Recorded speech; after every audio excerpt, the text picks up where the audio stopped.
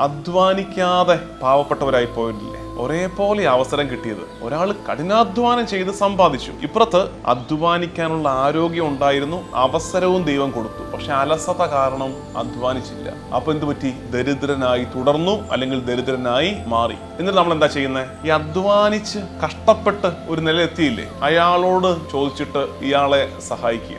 അതിനകത്തൊരു നീതിയുടെ പ്രശ്നം ഇല്ലേ? അപ്രതീക്ഷിതമായ രോഗം വന്ന് തളർന്നു പോയവർ, ബുദ്ധിമുട്ടായി പോയവര്, അല്ലെങ്കിൽ കഠിനാധ്വാനം ചെയ്യണമെന്ന് മനസ്സുണ്ടായിട്ടും അതിന് സാഹചര്യം കിട്ടാതെ പോയവർ, അവസരം അങ്ങനെയുള്ളവരെ കുറിച്ചല്ല കേട്ടോ. അലസത കൊണ്ട് മാത്രം അധ്വാനിക്കുന്നവരുണ്ട്. ചിലരുണ്ട് അധ്വാനിക്കും, നന്നായിട്ട് പണിയെടുക്കും, പക്ഷെ ചിലപ്പോ ദുശീലം, ഉദാഹരണത്തിന് മദ്യപാനം, സമ്പാദിച്ചില്ല, ഒന്നും സൂക്ഷിച്ചു വെച്ചില്ല, എല്ലാം പോയി.